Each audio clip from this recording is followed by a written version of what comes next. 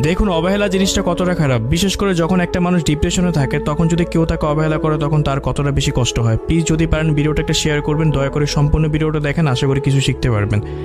আমার একটা ফ্রেন্ড ছিল, ফ্রেন্ডটা যখনই দরকার হতো তখনই সে আমাকে নক করতো, এছাড়া সে আমাকে কখনোই সেরকম নক করতো না। তো তার যখন দরকার হতো তখন নক করতো। একদিন ভাবলাম ও যদি এরপর থেকে কখনো আমাকে নক করে তখন আমি ওর সাথে কথা বলবো না, আমি ওকে অ্যাভয়েড করবো বা লেট করে অ্যান্সার করবো।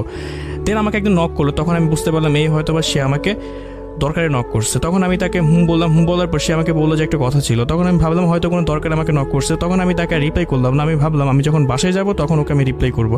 সো আমি অনেকক্ষণ পর বাসায় গেলাম, বাসায় যাওয়ার পর দেখি সে 1 মিনিট আগে অ্যাক্টিভ ছিল। দেন তখন আমি বললাম যে বলো। তারপর সেও দেখি লাইনে আসতেছে না, তখন ভাবলাম ওর যখন দরকার হবে তখন আবার আমাকে নক করবে, কারণ ও তো দরকার হলে আমাকে নক করে। তারপর আমিও বের হয়ে গেলাম। যখন বিকেল 5টা বাজে তখন আমার একটা ফোন আসলো, আমার এক রিলেটিভ মারা গেছে, তখন আমার ওইখানে যাইতে হবে।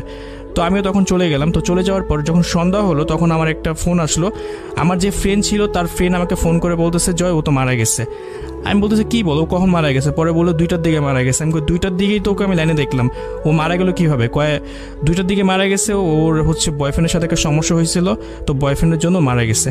তখন আমি বললাম কী বলতেছো? ওই আমাকে 1 মিনিট আগে মানে আমি যখন 2টার দিকে ঢুকছি তখন দেখলাম যে 1 মিনিট আগে বের হয়ে গেছে, তখনই মারা গেছিলো। তো তখন আমি ভাবলাম যে ও হয়তো বা তখন ওর কষ্টের কথাগুলো শেয়ার করতে চাইছিল, কারণ ও আমাকে বলছিল একটা কথা বলবো তোমাকে, কিন্তু আমি তখন তাকে অবহেলা করছিলাম।